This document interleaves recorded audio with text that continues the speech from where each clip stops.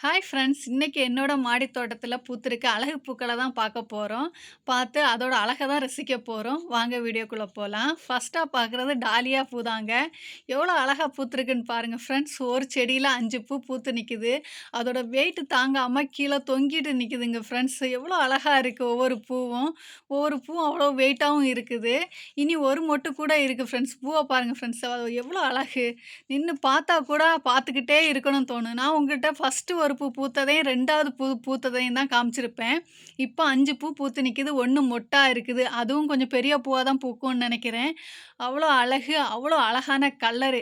எப்படியெல்லாம் நின்னு ஃபோட்டோ எடுக்கணுமோ, அவ்வளோ அழகா நின்னு ஃபோட்டோ எடுத்து ரசிச்சேங்க. எனக்கு ரொம்ப பிடிச்ச பூ டாலியா. ஒரு டைம் என் வீட்டுக்கார்ட்ட எதுக்கு வாங்கினேன்னு கேட்டேங்க. இந்த அழக ரசிக்காம, எதுக்கு வாங்கினேன்னு கேட்டுட்டேன் நான் தெரியாம. இப்ப தான் அதோட அருமை எனக்கு தெரியுது. அவ்வளோ அழகான பூக்கள எனக்கு கிஃப்ட் பண்றதுக்கு வேண்டி தான் வாங்கி குடுத்துருக்காருன்னு நான் நெனைக்கிறேன். அதே மாரி இந்த பூவ பாருங்க ஃப்ரெண்ட்ஸ். என்னோட மாடி தோட்டத்தில எ எங்க பார்த்தாலும் இந்த பூ இப்ப இருக்கும் ஃப்ரெண்ட்ஸ். பார்க்குற இடம் எல்லாம் இந்த எல்லோ கலர்ல பூ இருக்கும்.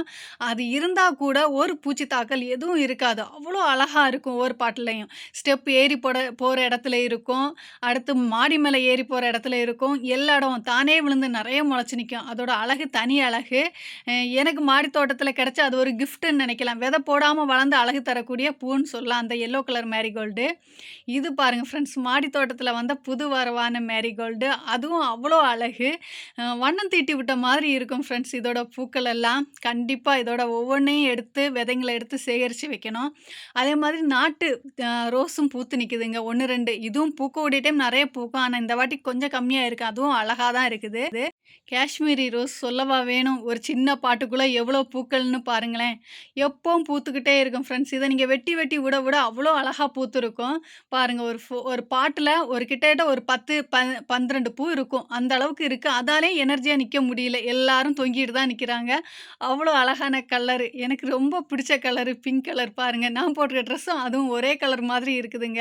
அதே மாரி சில்வர் லைன் பூவும் நான் பூத்திருக்கிறதுக்கு முன்னாடி காமிச்சிருப்பேன். எவ்வளோ நாள் ஆயிருச்சு பாருங்க. ஆனாலும் அது பூ வாடவே இல்ல. அவ்வளோ ஃப்ரெஷ்ஷா இருக்குதுங்க. இந்த ஒரு ரோஸ ஒருத்தவங்க கமெண்ட்ல கேட்டிருந்தாங்க. இது என்ன ரோஸ்ன்னு? Silver line ரோஸுங்க. இந்த வீடியோ பிடிச்சா லைக் பண்ணுங்க, சப்ஸ்கிரைப் பண்ணுங்க. Thank you. பாய்.